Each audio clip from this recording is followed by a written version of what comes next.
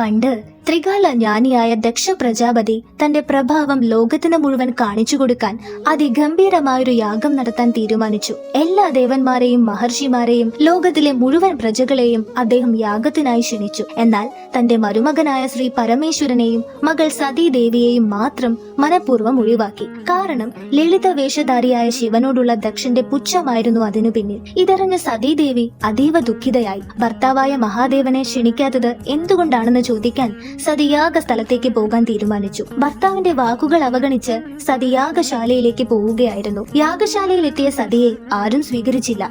മാത്രമല്ല ദക്ഷൻ ശിവനെ കൂടുതൽ അധിക്ഷേപിക്കുകയും ചെയ്തു.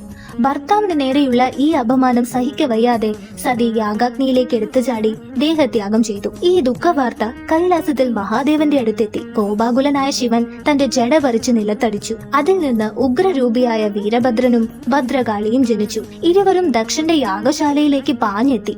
യാഗശാല അപ്പാടെ തകർത്തു.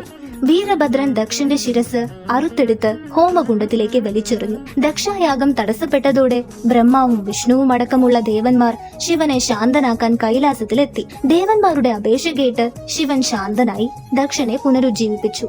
എന്നാൽ ദക്ഷന്റെ തല ചിന്നിച്ചിതറിപ്പോയതുകൊണ്ട് ആടിന്റെ തല വെച്ചുപിടിപ്പിച്ചാണ് ദക്ഷനെ പുനരുജ്ജീവിപ്പിച്ചത്. യാഗം നടന്ന സ്ഥലം പിന്നീട് കൊടുംവനമായി മാറി. കാലം കുറെ കഴിഞ്ഞപ്പോൾ കുറിച്യ വിഭാഗത്തിൽപ്പെട്ട ഒരാൾ കാട്ടിൽ വേട്ടയാടാൻ പോവുകയായിരുന്നു. തന്റെ അമ്പിന് മൂർച്ച കൂട്ടാൻ അവിടെ കണ്ടൊരു കല്ലിലുരച്ചു. ഉടൻ തന്നെ കല്ലിൽ നിന്ന് രക്തം വന്നു.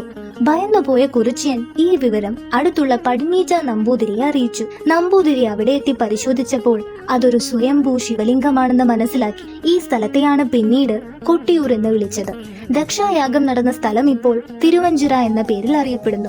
ഉത്സവ സമയങ്ങളിൽ മാത്രമാണ് തിരുവഞ്ചിറയിൽ ആളുകൾക്ക് പ്രവേശനം. കൊട്ടിയൂർ വൈശാഖ മഹോത്സവത്തിൽ ഉപയോഗിക്കുന്ന ഓടപ്പൂക്കൾക്ക് ഒരു പ്രത്യേക ഐതിഹ്യമുണ്ട്. വീരഭദ്രൻ ഭൃഹുമുനിയുടെ താടി പിഴുതെടുത്തെറിഞ്ഞപ്പോൾ ആ താടി രോമങ്ങളാണ് ഓടപ്പൂക്കളായി മാറിയതെന്നാണ് വിശ്വാസം. ഓടപ്പൂക്കൾ വീട്ടിൽ സൂക്ഷിക്കുന്നത് ഐശ്വര്യം നൽകുമെന്ന് ഭക്തർ വിശ്വസിക്കുന്നു. ഈ ഐതിഹ്യമാണ് കൊട്ടിയൂർ പെരുമാളുടെ ജനനത്തിനും കൊട്ടിയൂർ വൈശാഖ മഹോത്സവത്തിനും ആധാരമായത്.